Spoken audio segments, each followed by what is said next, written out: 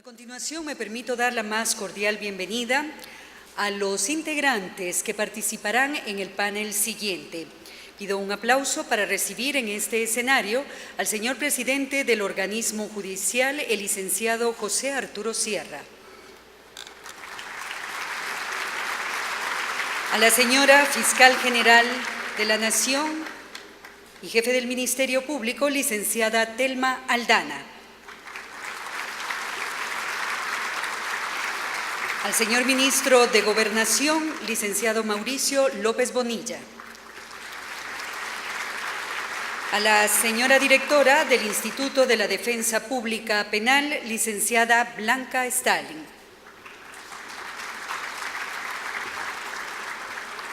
Ellos participan en el panel Acciones que se están trabajando para reducir la inseguridad.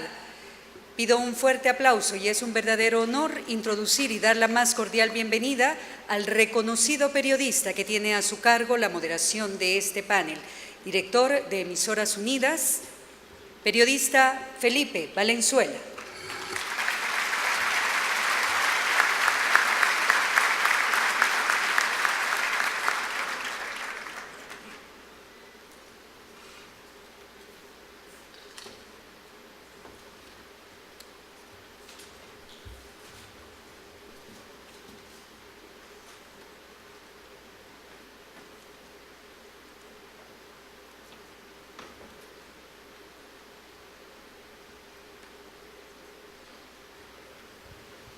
Muy buenas tardes.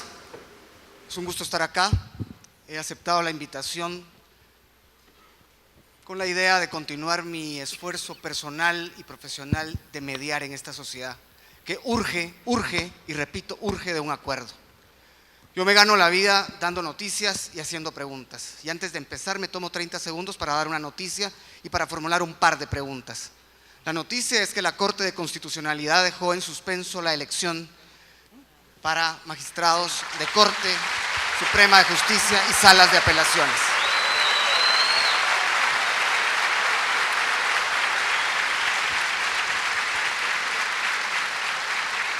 Me parece que es una noticia que tiene que ver con lo que estamos tratando acá.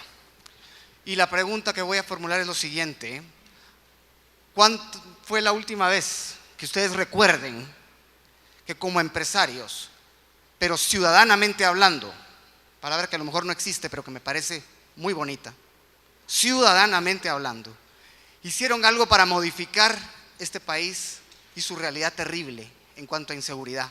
Les pido 10 segundos, 15, 20, los que ustedes quieran, para tomarse así el tiempo para meditar eso. ¿Cuándo fue la última vez que como ciudadanos hicieron algo directo para que esta realidad cambie? Yo lo estoy pensando ahora mismo y me encantaría que ustedes llegaran a una conclusión rápida y decir, lo hice tal vez esta mañana. Yo voy a conducir este panel, pero no quería dejar pasar la oportunidad de contarles esa noticia, que veo que ha tenido una respuesta. Sé que aquí hay diputados y yo les exhorto a que hagan un buen trabajo. Tienen una gran oportunidad. Hagan un buen trabajo.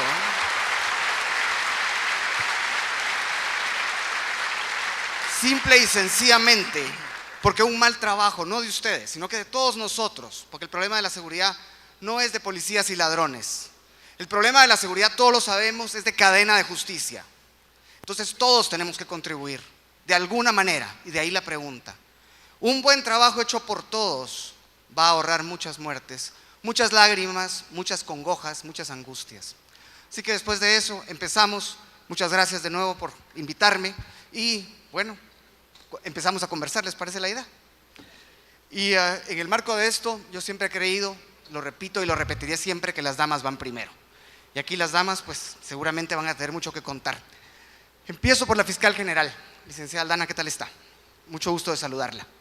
Quisiera preguntarle, después de los meses que ya lleva usted a cargo del Ministerio Público, ¿qué ha encontrado ahí que a usted le impida sacar adelante bien su trabajo? Cuéntenos un poco, a lo mejor puede usted ilustrar y darnos una idea de qué es lo que está ocurriendo ahí, en ese lugar que es un lugar estratégico para que la seguridad cambie. Buenas tardes. Buenas tardes, Luis Felipe.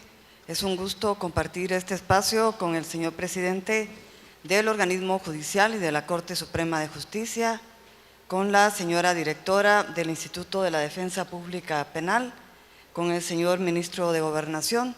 Felicitaciones a ENADE por la organización de este evento. ¿Qué encontré en el Ministerio Público? Realmente es poco el tiempo que tengo de estar al frente de la institución. Tengo que reconocer que hay avances importantes en la institución, que cada uno de los fiscales que ha estado al frente de la institución ha hecho grandes esfuerzos desde su espacio y de acuerdo a su política. Hay una unidad de métodos especiales muy importante que ha contribuido a desarticular las estructuras del crimen organizado. Encontramos también a DICRI, que es la Dirección de Investigación Criminal, que desde la escena del crimen hace esfuerzos importantes con muchas limitaciones en cuanto a los insumos necesarios para trabajar, pero que reconozco hacen mucho esfuerzo en su trabajo. He encontrado también fiscales comprometidos con su vocación de investigación y de acusación ante los tribunales del país. Sin embargo, también tengo que reconocer que he encontrado algunos temas que sin duda me preocupan y que debo de mejorar. Por ejemplo, ¿cuál? Por ¿Cuáles? ejemplo, la mora que encontré en el Ministerio Público, que asciende a 1.180.000 casos sin resolver. Cuando vemos… ¿Puede repetir la cifra, señora fiscal? ¿Habló de 1 millón? 1.180.000 casos sin resolver. Sin resolver. Es decir, esa es la mora que tiene el Ministerio Público. Y esta cifra la obtenemos de SICOM, que es el sistema informático del Ministerio Público de mucha confiabilidad. Por ejemplo, la Fiscalía de Misco tiene 66.000 casos en mora, la Fiscalía de Villanueva aproximadamente 43.000, la Fiscalía de Quetzaltenango está por esas cifras, la Fiscalía Metropolitana tiene 211.000 casos en mora. Esto es independientemente de los casos que están tramitando, que estará alrededor del 500.000. ¿Delitos contra la vida? ¿Tienen números al respecto de eso, señora fiscal? Si no los tiene, pues entiendo que esas cosas no se pueden tener en la memoria inmediatamente, pero yo creo que eso nos preocupa a todos. Delitos contra la vida. A ver, ¿qué nos puede decir al respecto? Después le voy a preguntar a usted, licenciado. La Fiscalía de Delitos contra la Vida es una fiscalía de sección, es decir, una fiscalía especializada, que igualmente tiene casos en mora. Las fiscalías de sección tienen 127.655 casos en mora. Bueno, ese es el problema, pero tenemos que darle solución, indudablemente. ¿Y eso pasa por dónde, más o menos? Acabo de emitir un acuerdo mediante el cual decidí la creación de fiscalías liquidadoras que van a tener a su cargo ayudar a revisar estos expedientes que están en mora, porque sería inhumano pedirle al personal de las fiscalías que, aparte del trabajo que están realizando, también vean cómo solucionan los expedientes en mora. Entonces he creado estas fiscalías liquidadoras que va a tener, es una fiscalía especializada, que va a tener agencia en Misco, Quetzaltenango, Cobán, Villanueva, Escuintla y Suchitepeques en una primera fase. Pero como la mora es a nivel nacional, por razones de presupuesto no puedo en este momento tener agencias en cada una de las fiscalías distritales. ¿Presupuesto del Ministerio Público cuál es, licenciada Aldana? En este momento es de 100.000 millones. ¿Alcanza eso? No, no alcanza. El plan operativo para el año 2015 es ambicioso y por supuesto que no alcanza, pero… ¿Y cuánto alcanzaría según usted? Por lo menos 1.600 millones. Bueno, esto es para los colegas que están en este momento apuntando, ya tienen muchos datos para mañana o para ahora mismo, el Twitter es muy rápido. Me parece muy interesante lo que usted nos cuenta de estas, digamos, fiscalías liquidadoras. Yo regreso con usted un momentito, si me permite. Licenciada Stalin, buenas tardes. Quisiera preguntarle algo. ¿Qué esperanza real tiene un guatemalteco que no puede pagarse un abogado cuando llega a su institución? Buenas tardes. Antes que nada, buenas tardes. Quiero agradecer a ENADI y en primer lugar quiero decir antes de responderle la pregunta. Por primera vez el Instituto de la Defensa Pública Penal es tomado en cuenta en un foro de este tipo. Nadie en Guatemala sabe realmente la importancia de la existencia de una institución como el Instituto de Defensa Pública Penal, al que todos los ciudadanos, no digamos los de abajo, sino los de arriba, conocemos como la institución defensora de los delincuentes. Ahora sí, por favor, repítame la pregunta para… ¿Qué esperanza tiene un guatemalteco que no puede pagarse un abogado y que va a la institución que usted dirige? La Defensa Pública Penal. Así es. Nosotros somos los únicos profesionales del derecho que en Guatemala podemos brindar a las personas el derecho de defensa, el principio de inocencia y el debido proceso, que son derechos fundamentales contenidos en nuestra Constitución Política de la República, pero que con suma frecuencia se vulneran. Desafortunadamente, no podemos decir que tenemos la suerte de que nuestros usuarios puedan tener las ventajas que tienen las personas que tienen recursos económicos para pagar un abogado particular. ¿Y por qué? A ver, cuénteme. Porque nuestros La pregunta abogados, es muy inocente, pero quisiera que nos contara. Bueno, porque nuestros abogados tienen que atender entre 600, 800 y a veces hasta 1000 procesos un abogado. Imagínense ustedes… 1000 procesos por abogado. Sí. Nosotros tenemos desafortunadamente incluso un gran problema. La ley nos limita la cantidad de abogados defensores públicos de planta, de carrera, por lo que nos vemos obligados a utilizar los servicios de abogados que están en el ejercicio liberal de la profesión, a los cuales les pagamos porque nos cobran audiencias. Esto interrumpe la continuidad en la defensa. Los abogados que llegan a veces a cubrir una audiencia porque el abogado titular no puede estar porque está cubriendo debates, está cubriendo una serie de diligencias, cualquier otra audiencia que hay en tribunales, de las que son en una gran cantidad, pues no conoce exactamente qué es lo que está pasando dentro del proceso, lo que significa… Una gran desventaja. Desde luego que estamos con esas personas, no están siendo defendidas con las garantías que la Constitución Política de la República establece, pero además… ¿qué es lo que representa esto?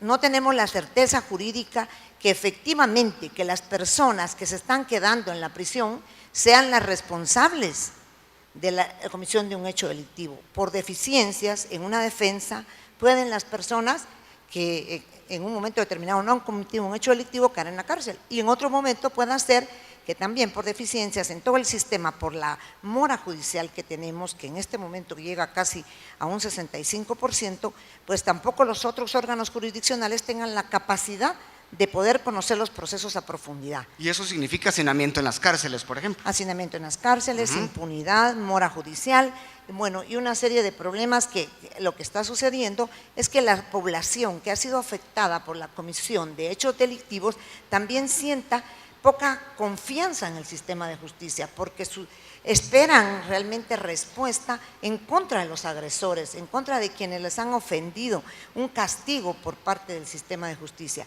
Pero ante la mora judicial, ante la imposibilidad de resolver con la diligencia debida los procesos, eso se está convirtiendo ante el común denominador de los ciudadanos en la desconfianza ante el sistema de justicia y el pensamiento de decir, bueno, voy a utilizar mis medios, voy a hacer justicia por propia mano. Lo cual es grave, peligroso, ¿estamos de acuerdo? Creo que sí, ¿verdad? Hablando de hacinamiento, esto no sé por qué me hace pensar en usted, ministro. Buenas tardes.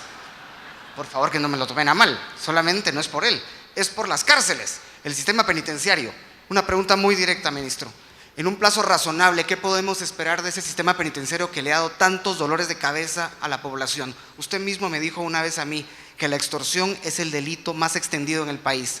¿Qué podemos esperar? Buenas tardes. Sí, buenas tardes y un saludo para todas y todos.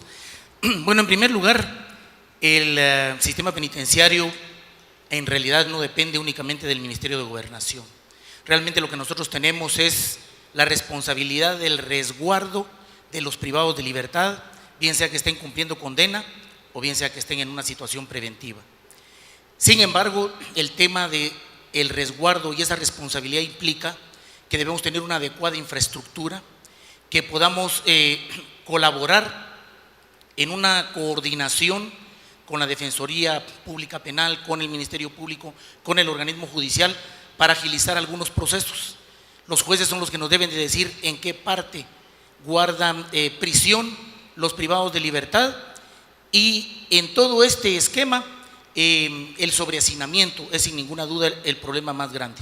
Tenemos un sistema penitenciario con una infraestructura que está preparada para soportar aproximadamente una población de 7,000, pero el último piochazo en serio que se dio sobre cárceles fue en los años 70 con la construcción de las granjas penales.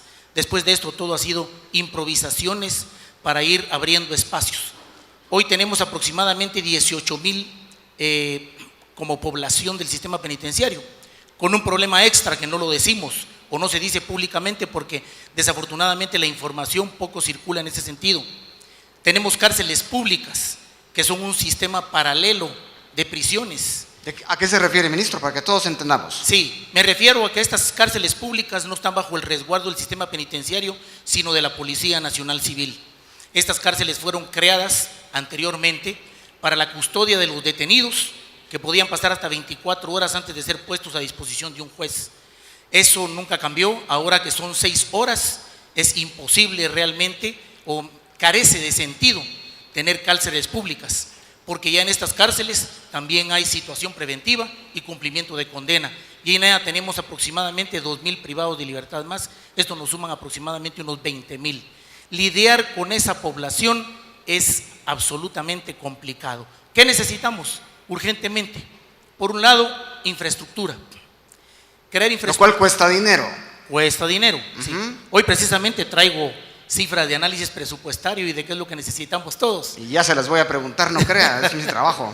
Pero específicamente necesitamos infraestructura.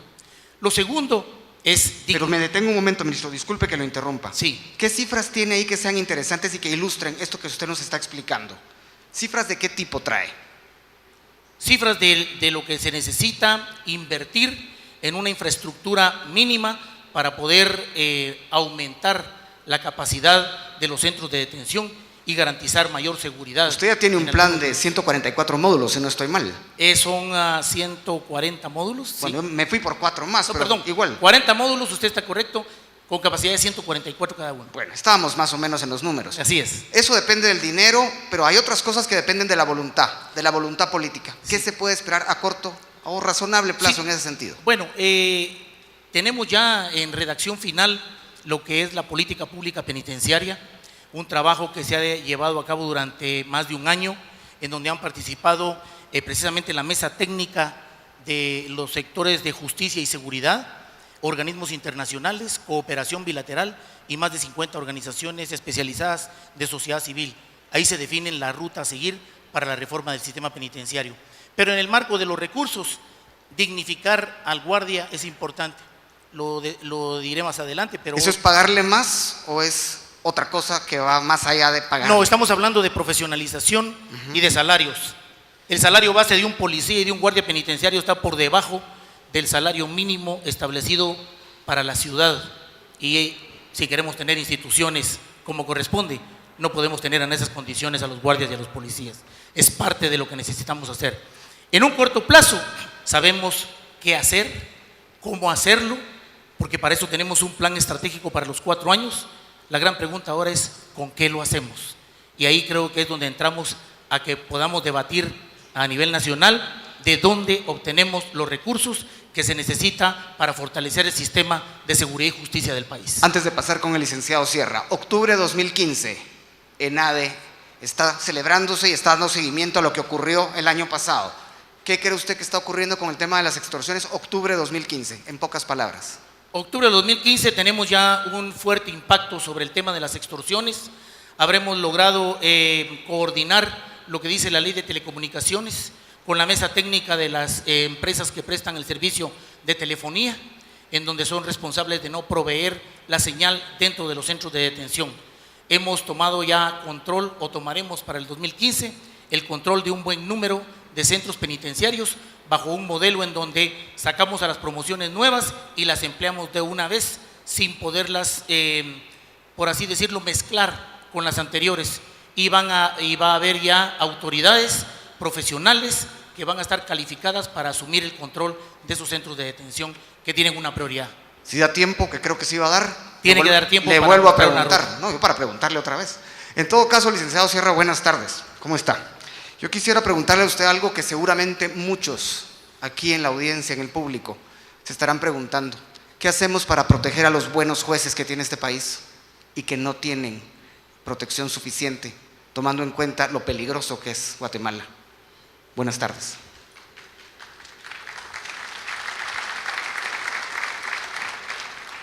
Bueno, en realidad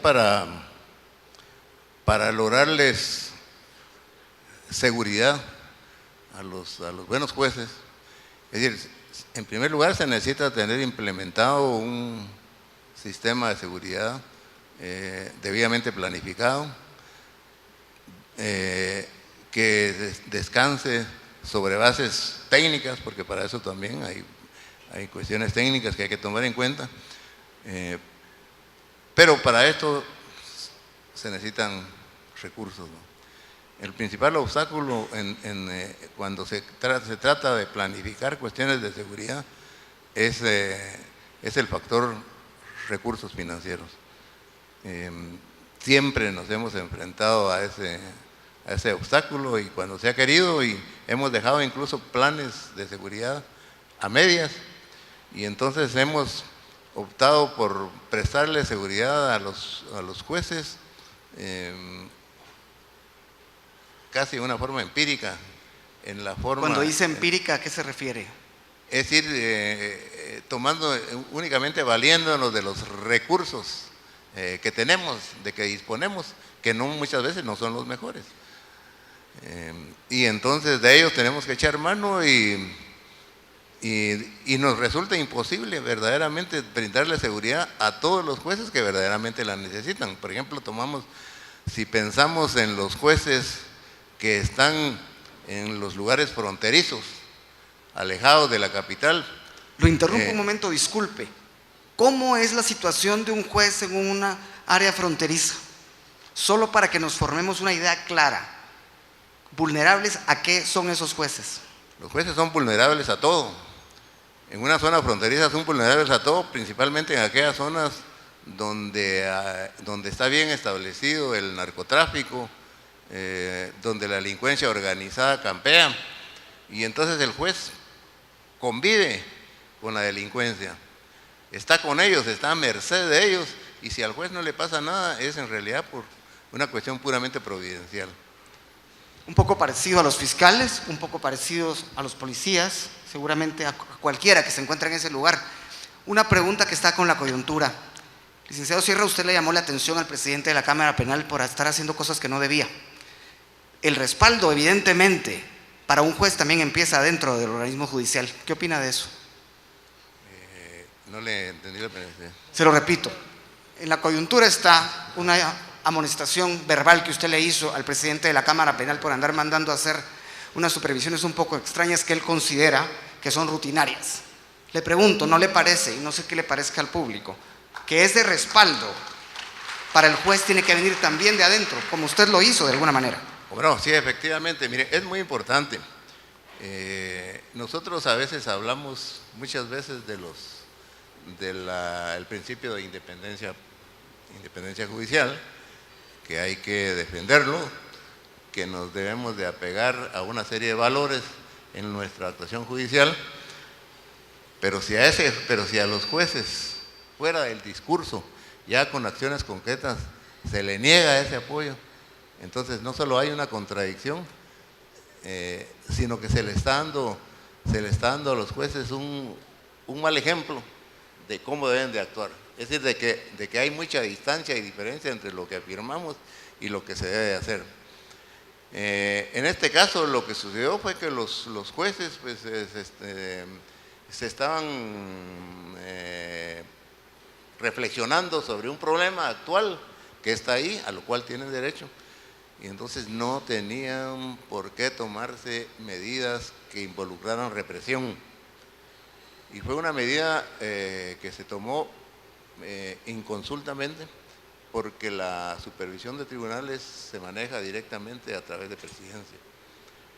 Al analizarse el problema en el pleno de magistrados, se desautorizó totalmente lo hecho por este magistrado y se dieron las explicaciones del caso. Licenciado Sierra, antes de pasar con la fiscal general Tel Maldana, que está aquí al lado suyo, yo tengo que hacerle una pregunta. Me parece muy importante y me parece fundamental que usted le diga a toda la gente que está acá, y con la tecnología no solo la gente que está acá, sino mucha gente que está preocupada por la justicia. Si en sus manos estuviera la medida en el inmediato plazo para que la justicia desde donde usted está, la Corte Suprema, pueda mejorar, ¿cuál sería? Usted está dejando la Corte Suprema, no sé si el lunes, porque no lo sabemos, pero ¿qué haría? ¿Cuál es la medida soñada para usted que necesita este país desde la Corte Suprema para que tengamos una mejor justicia, más eficiente, más justa? Mira, hay varias medidas que en materia de administración de justicia hay que tomar. Hay varios desafíos que hay que asumir. Pero yo creo que una de las medidas fundamentales es tratar de establecer la carrera judicial. Si no hay carrera judicial, yo quisiera que lo repitiera. Fíjese que yo siento que la gente quiere que usted lo repita. Fíjese que si no existiese, si no existe carrera judicial, difícilmente pueden haber jueces independientes, seguros, con certeza para administrar justicia. Este sistema que está ahora, por ejemplo, para seleccionar a los magistrados, es un sistema para mí totalmente perverso y pervertido.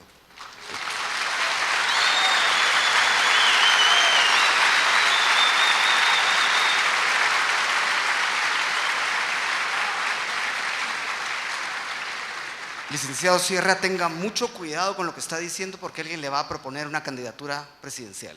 Están aplaudiendo mucho. No, en realidad sí es cierto. Yo creo que una tarea inmediata que se le impone a los jueces y a toda la ciudadanía es ir por una sola vía de modificación, que es la modificación constitucional en lo que se refiere a la justicia. Hay que modificar la Constitución para buscar un modelo, un sistema más humano, más honorable, más digno, más correcto, que rinda mejores resultados. Y eso tiene que ser a través de que la permanencia, el ingreso, la permanencia, los ascensos, las promociones dentro del organismo judicial sean a través de evaluaciones científicas verdaderas de los méritos, del resultado del trabajo, del comportamiento profesional. De lo contrario, vamos a estar siempre sujetos a tener jueces buenos algunos y otros no, porque responden a las tentaciones. Gracias, licenciado. Señora fiscal, sigamos platicando con usted. Yo me imagino que cuando usted tomó posesión la noche antes no debe haber dormido, ¿Durmió bien? Sí, afortunadamente dormí bien. Durmió bien. La admiro, Yo no sé cuántos ansiolíticos me hubiera tenido que tomar esa noche, si me hubieran nombrado. Pero bueno, hablando de otras cosas que están más vinculadas con el tema que estamos aquí tratando, digamos que la ciudadanía le da a usted no el beneficio de la duda, sino el beneficio de la confianza. Digámoslo así. Esa confianza, ¿qué le pide usted a la gente que está acá? Aquí hay empresarios que, como lo dijo Germán Girón, claramente necesitan no solamente dedicarse a sus empresas, tienen que dedicarle espacio a lo público, como se hacía en Atenas. ¿Qué les pide? Indudablemente la lucha contra la criminalidad no es una tarea exclusiva del Ministerio Público, del organismo judicial, del Ministerio de Gobernación, es una tarea de la sociedad en general, de tal suerte que debemos de unirnos, sociedad civil, sector académico, sector empresarial, ¿Y de qué manera podemos hacerlo? Pues cada quien desde su ámbito, desde su espacio. Y de hecho con el CACIF estamos ya iniciando un diálogo para llegar a algunos convenios, particularmente en la lucha contra las extorsiones. Estamos preparando una fiscalía especializada contra las extorsiones en 2 fases. Una fase empezará este año, la siguiente el próximo año por razones de presupuesto. Estamos involucrados como Ministerio Público en el plan contra las extorsiones con la Comisión Internacional contra la Impunidad en Guatemala y con el Ministerio de Gobernación. También estamos conversando con CACIF para fortalecer la Fiscalía de Delitos Económicos, la unidad contra el contrabando. La lucha contra el contrabando es vital para el país y hemos iniciado entonces un diálogo. Yo espero que con el sector empresarial podamos trabajar, igual que con organizaciones de la sociedad civil, con las otras entidades del Estado, porque debemos de ser fuertes como sociedad en esta lucha contra la criminalidad en general. La verdad es que se nos acaba el tiempo, ya me hicieron señales de que el tiempo se termina, así que voy a ser muy directo en las próximas preguntas. Licenciada Stalin, ¿cuál es la acción más importante que usted está desarrollando en este momento? Para que lo sepa toda la gente que nos está escuchando ahora mismo y la que nos va a escuchar por las redes sociales y por todos los medios que ahora son tan abiertos y tan disponibles como para ello. Bueno, son varias, pero así con la rapidez que usted me pide que lo haga, le diré. Le pido disculpas. En el año 2005 se inició en el Instituto de la Defensa Pública Penal un trabajo directamente con las defensorías indígenas, encaminadas a que se atendiera a las personas de las distintas regiones y que hablan distintos idiomas en su propio idioma, con abogados, asistentes e intérpretes, para brindarles un mayor y mejor acceso a la justicia a los pueblos indígenas.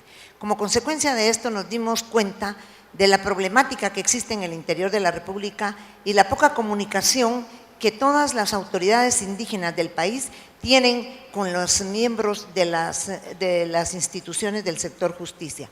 Esto es un gran problema porque definitivamente debemos de tener claro, en el interior del país son las autoridades, los líderes indígenas, las autoridades reconocidas, las que resuelven la mayor parte de los conflictos de la comunidad. Miles y miles de pequeños conflictos que no llegan al sistema de justicia oficial.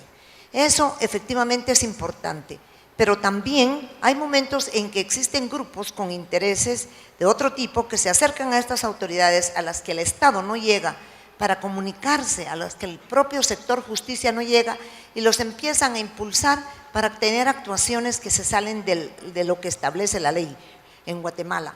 Entonces decidimos iniciar desde la defensa pública un proceso de fortalecimiento de las autoridades indígenas y un acercamiento con ellas. La primera actividad fue empezar a localizar a las autoridades más reconocidas de los lugares donde hay más cantidad de personas indígenas para empezarlos a capacitar en temas de derechos humanos para que en la aplicación del derecho propio de los pueblos indígenas no cometan violaciones a derechos humanos y no violen la ley guatemalteca, la ley oficial, la ley del país de Guatemala, las leyes que están vigentes. Posteriormente también empezamos a realizar algunos foros en los que logramos que convivieran autoridades indígenas con jueces, fiscales y defensores para que intercambiaran su forma de aplicar justicia y se conocieran y que efectivamente la autoridad pueda llegar en el momento que ya no puede resolver un conflicto con la facilidad y el conocimiento. Mi fiscal amigo, aquí le traigo esto, mi juez amigo, aquí pasa esto, en mi comunidad esto se va a volver más grande. Y efectivamente hemos tenido un acercamiento tan grande en las comunidades que en los aproximadamente 10 años que llevamos de estar trabajando con esto, hemos capacitado a más de 7,000 autoridades indígenas en todo el país. Recuerdo, y esto quiero dejarlo aquí porque para los señores empresarios esto es importante, cuando se creó el Gran Consejo de Autoridades Ancestrales en Jutiapa, fueron invitados todos los actores del sistema de justicia y funcionarios de gobierno. Nadie llegó. Fui la única persona que estuvo presente en ese encuentro. Miles y miles de indígenas pidiendo que se les escuche. Debemos de tratar de mantener ese diálogo, ese acercamiento con las autoridades indígenas. Muchos de ellas son pacificadores, quieren tener paz, pero no tienen quien les escuche y quien les ayude a resolver sus problemas. Y creo que si los señores empresarios quieren apoyar esto, es con mucha facilidad, que hay muchos de ellos que están esperando y que no quieren que vuelva a pasar lo que pasó en San Juan Zacatepeques. Hay mucha gente que quiere que los ayuden y que les escuchen y se les dé el apoyo, no solo económico, sino también jurídico en aspectos que ellos necesitan resolver. Licenciada, gracias.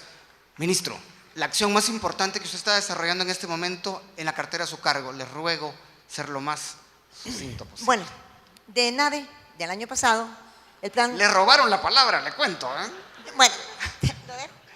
Licenciada, disculpes por razones de tiempo, no es nada personal, Bueno, se lo juro. Era un lanzamiento hacia los señores empresarios para que tomen en cuenta el apoyo que necesitan las mujeres privadas de libertad con niños en prisión y que ahí pueden hacer un buen plan. El plan de los 1000 días se puede practicar ahí. Gracias, licenciada. Ministro. Gracias, Luis Felipe. Bueno, hay muchas acciones que se están tomando, pero creo que fundamentalmente primero estamos apostándole a la implementación de una política de prevención en el país. Los guatemaltecos hablamos más de reacción y no de prevención. Hablamos de 87,000 homicidios después de la firma de la paz, pero le aseguro que si sumáramos los fallecimientos violentos por accidentes de tránsito y atropellamiento en el país, esa cifra llegaría muchísimo más alta. Solo el año pasado fue el 23%, y eso quiere decir que vivimos inmersos en una cultura de violencia que se considera endémica. Vivimos con ella, se genera desde el hogar, desde la violencia intrafamiliar, desde los abusos contra la mujer, violencia contra la mujer, violencia contra los niños. Eso está presente en toda la actividad y apostarle a eso es lo más importante. Pero segundo, estamos dando un salto cualitativo de modernización, de pasar de un ministerio del siglo XX al siglo XXI, y eso es tecnología.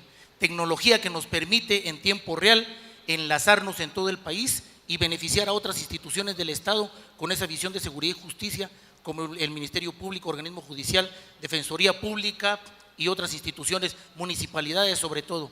Pero lo más importante que estamos haciendo, una profunda reforma de la Policía Nacional Civil, con un trabajo de un equipo multidisciplinario, el trabajo de Adela Camacho de Torreviarte, de los viceministros Eddie Juárez, de la viceministra Antinarcóticos, de nuestro viceministro de Tecnología, el viceministro Arkel Benítez.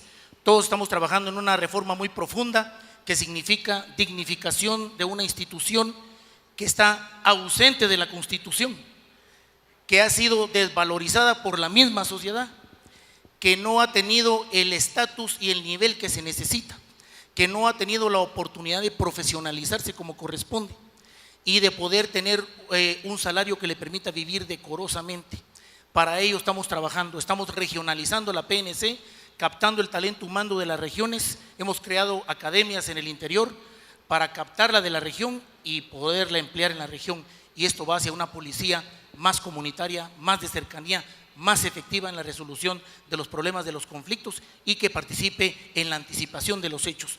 Por el otro lado, con el respaldo de la Universidad de San Carlos, de la Universidad de Occidente, de la Universidad Rafael Andívar y de la Universidad Galileo, tenemos todo un proceso de profesionalización que nos permite para los próximos años garantizar que va a haber una policía profesional. Por primera vez en la historia, el director general de la Policía Nacional Civil es un policía de carrera, licenciado en Ciencias Políticas, con una maestría en Investigación Criminal. Esa es la policía que le vamos a dar al pueblo de Guatemala. Gracias, ministro. Cierro la vuelta con el licenciado Sierra. ¿Cuál es el legado más importante que usted cree que deja en la Corte Suprema de Justicia? No sé cuándo se va a ir, pero se va a ir en unos días, ¿eh?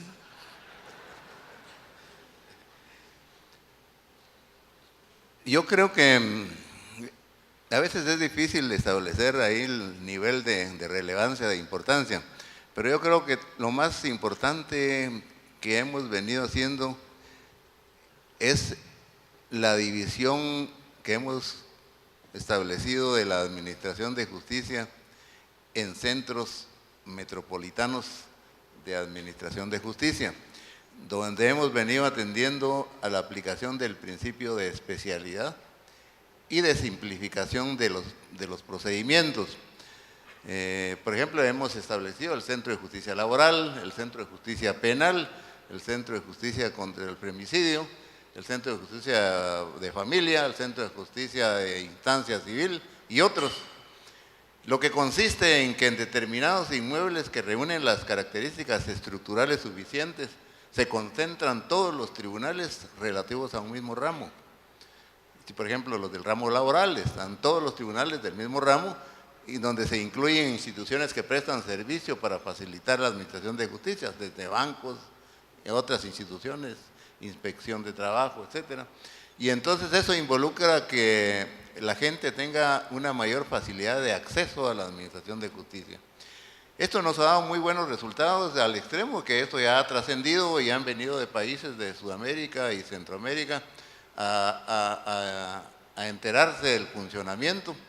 Vinieron de la Organización de Naciones Unidas también a enterarse del funcionamiento, por ejemplo, el Centro de Justicia Laboral, que les llegaron noticias de su funcionamiento, y entonces creo que esto facilita el acceso, facilita la celeridad y ha ido acompañado principalmente de la modernización tecnológica, que con la modernización tecnológica se facilitan las funciones.